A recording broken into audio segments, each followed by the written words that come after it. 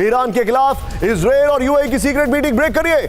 Iran के खिलाफ joint movement की तैयारी में इजराइल और यूएई। तीसरे देश में मिले इजराइल और यूएई के प्रतिनिधि। अंतर्राष्ट्रीय मंच पर ईरान के खिलाफ एक्शन की तैयारी। ये इस वक्त की बड़ी खबर। आइए जरा पर गोप्रो पर। ये इस वक्त की बड़ी खबर। ईरान के खिलाफ ज्वाइंट ऑपरेशन। ईरान के खिलाफ खाड़ी देशों को साथ मिलाने की कोशिश में इजराइल है। ईरान के खिलाफ इजराइल की यूएई के साथ सीक्रेट मीटिंग हुई है। तीसरे देश में इजराइल और यूएई के प्रतिनिधि मिले हैं। बहरीन भी इजराइल के साथ अब्राहम हिस्सा समझौतों का हिस्सा है। बहरीन भी ईरान को काउंटर करने के लिए इजराइल से जुड़ा है। सबके बीच में एक और बड़ी खबर। कैंप 1 पर ब्रेक करिए। ईरान ने नहीं की अमेरिका से बातचीत की गुजारिश। ब्रेक करिए।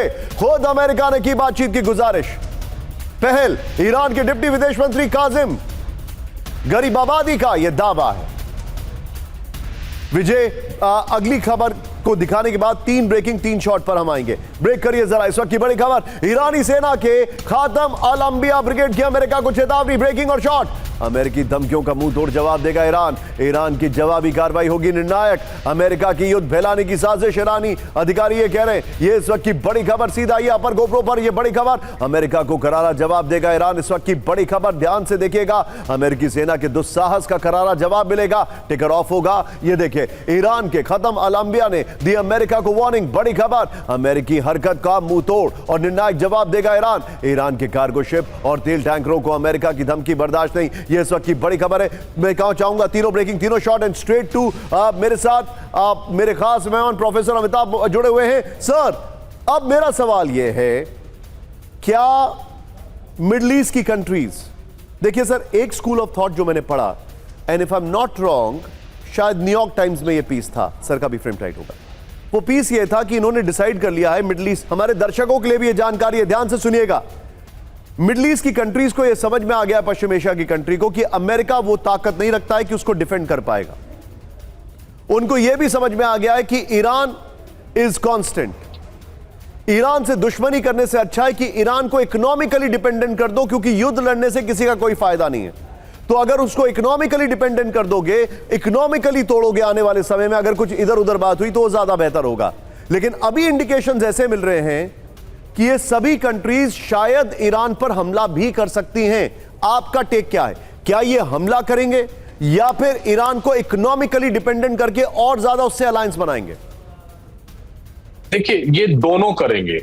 जो अभी हुआ है ईरान पर अटैक, सऊदी अरेबिया का इराक पे, ईरानी मिलिशियाज पे, उसका सबसे इंपॉर्टेंट एलिमेंट क्या है कि ये वॉर को ब्रॉडन करना चाहता था ईरान, जिसमें वो पार्टली सक्सेसफुल रहा है। दूसरी बात, अगर ये, क्योंकि अब तक ये ना जो आर्गुमेंट था कि अमेरिका उनको प्रोटेक्शन दे रहा है, इसलिए ईरानी अमेरिकन इंटरेस्ट पे अटैक कर रहे हैं पूरे जीसीसी कंट्रीज में। अब ये इनको ये कहेगा कि इजराइल को हर छोटे मोटे चीज के लिए हमें इन्वॉल्व नहीं कर सकते हैं, क्योंकि इजराइल का ऑब्जेक्टिव और एजेंडा अलग है। इसलिए आपको भी खुलकर सामने आना होगा। यूएई काफी दिनों से उस पर अटैक हो रहे हैं, इजराइल के साथ मिलकर वो काफी दिनों से ये कोशिश कर रहा है कि वो अटैक करे। मुझे ये लग रहा है लिमिटेड वे में ये जितने जीसीसी कंट्रीज जिन पे अटैक हो रहा है, वो इन पर इनका प्रतिकार करेंगे फिजिकली। अगर वो सक्सेसफुल रहा, अगर वो अपने एंड पर अचीव कर पाए, तो डुअल स्ट्रैटेजी अपनाई जाएगी कि इकोनॉमिकली भी क्रिपल करो इसको, ईरान को, और स्ट्रैटेजिकली भी क्रिपल करो। अभी जो होर्मुज को इन्होंने बंद किया है, उसका सबसे बड़ा एजेंडा क्या है?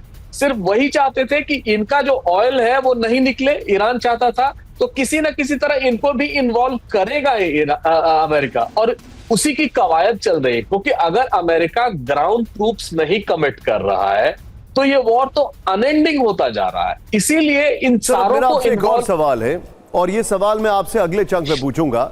विजय, दिखाइए जरा मुझे और अमिताभ सर को एक बार स्क्रीन पर, 50-50 में संभव हो तो इवन बेटर। मेरा सवाल आपसे ये है सर, यही वो पश्चिम एशिया के देश हैं जो हेविली अमेरिका में इन्वेस्ट कर रहे हैं। सऊदी तो पूरी तरीके से ट्रंप में इन्वेस्ट कर रहा है, अगर सच्चाई कही जाए, जराड कश्नर से लेकर इनका।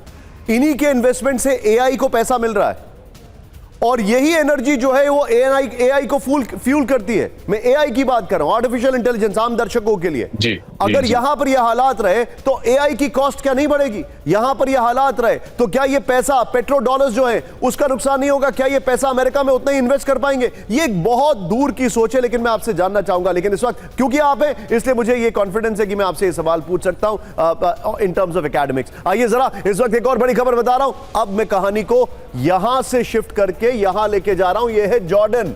अगर ईरान ने जॉर्डन पर हमला किया है तो उसने बेसिकली जॉर्डन में जो अमेरिका के बेसिस है उन पर हमला किया है। अमेरिका ने अभी दुनिया में अपने बेसिस को हटा हटा के, बहरीन वगैरह से हटा के जॉर्डन शिफ्ट किया कि ईरान बहुत दूर तक हमला कहां तक करेगा।